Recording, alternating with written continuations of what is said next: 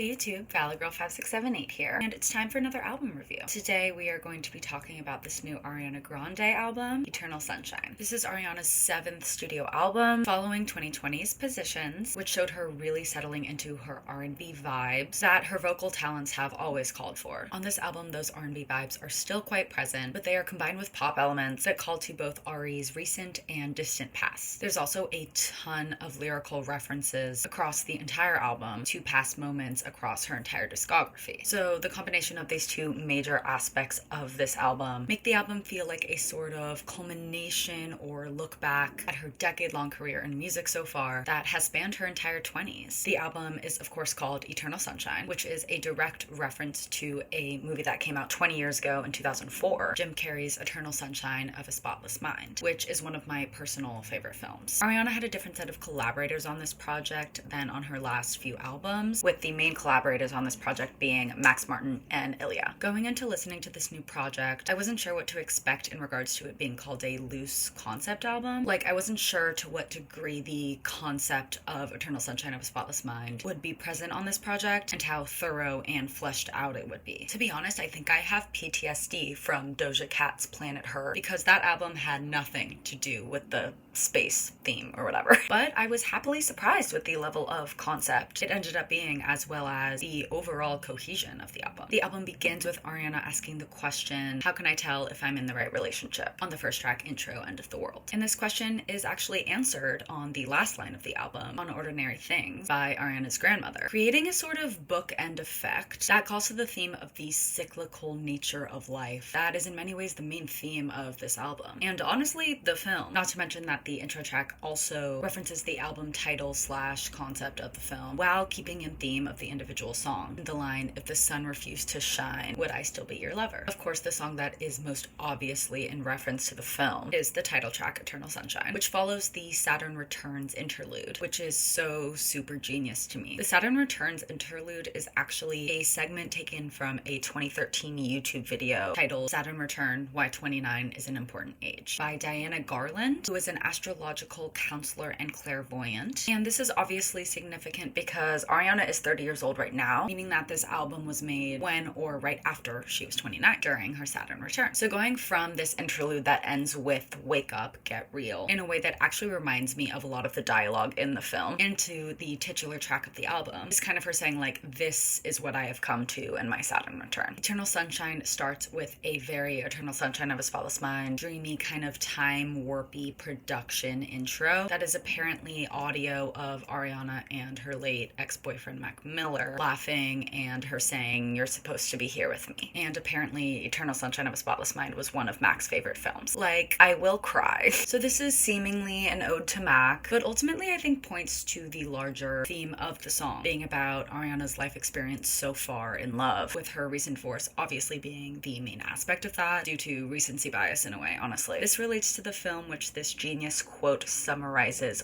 quite well. Pause to read. Then of course there's lines like, can't rearrange truth, get me out of this loop. The entirety of verse 2, honestly. And of course the last line of the chorus, you're just my eternal sunshine. All of those very much relating to the concept of the film. And then the bridge and outro is just like the thesis statement of this album, which is like life. But inside the overarching theme of the album is the shit she's been experiencing recently. The end of one relationship and the beginning of another. And another thing that's so great about this album is that it's chronologically in order in the sense that thoughts and feelings about one experience do not end when a new one begins. And I think the ordering of the album shows that in a very smart way. Right after the intro track, we have the bop that is Bye, that has some incredible harmonies, production, and songwriting. Not necessarily in a lyrical sense, more in a like song building sense. This song obviously signals the initiation of her breakup with her ex-husband. This track is followed by Don't Wanna Break Up Again, which shows the other emotional side of the experience of a breakup, of, you know, not wanting to go through another breakup. The production on this track slaps, and I absolutely love how she refers to her whole ass marriage as a situationship.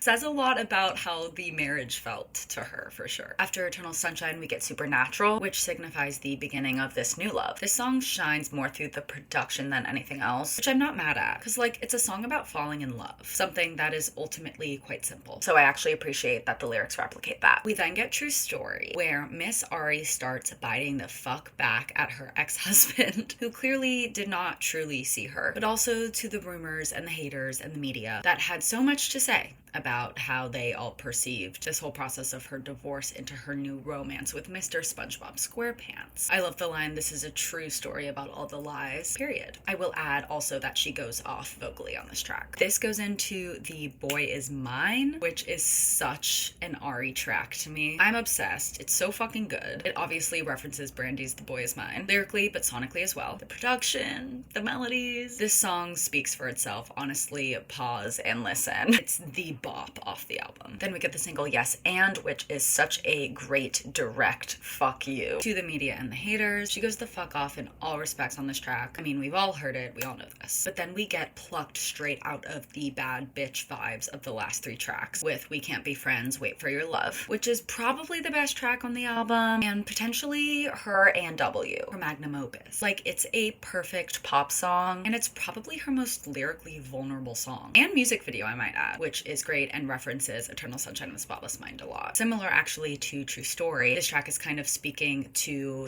/ about her ex and also the public / media. And I will add there are definitely some Mac vibes in here, especially in the music video, as most lines on here sort of have a double meaning about both and then some, theoretically. And I mean, to me, that is a magnum opus type of track, especially from an artist like Ari, who has always had an incredibly open heart publicly, which has caused her to have a very particular relationship with the public and the media, and therefore her career as a pop star. And I am not at all the first person to point this out, but the production on this track is so Dancing on My Own by Robin, which I honestly feel is intentional, given what We Can't Be Friends is about. Me and my truth, we sit in silence, baby girl, it's just me and you. I keep dancing on my own. The next track, I Wish I Hated You, is fairly self-explanatory, yet it weaves in the Eternal Sunshine of a Spotless Mind theme, most notably with the pre-chorus. The production on this track is simple but effective, and it's honestly her most vulnerable vocal performance, especially at the end where you can hear her voice crack. And then we have Imperfect for You, which is a sweet, catchy track about her new love, where she talks about how her and Ethan found that they experienced certain anxieties and faults, yet this is what makes them perfect for each other. And she states this through a play on words that actually comes from the syncopation of the track, with her saying, "I'm perfect for you," within the word imperfect. And I will add there is a Eternal Sunshine of a Spotless Mind reference on this track with the line, "But I'll hold your hurt in the box here beside me." And then the sentiment of this song is kind of carried into the last track, Ordinary Things. So while I do feel like past albums of hers have had more fire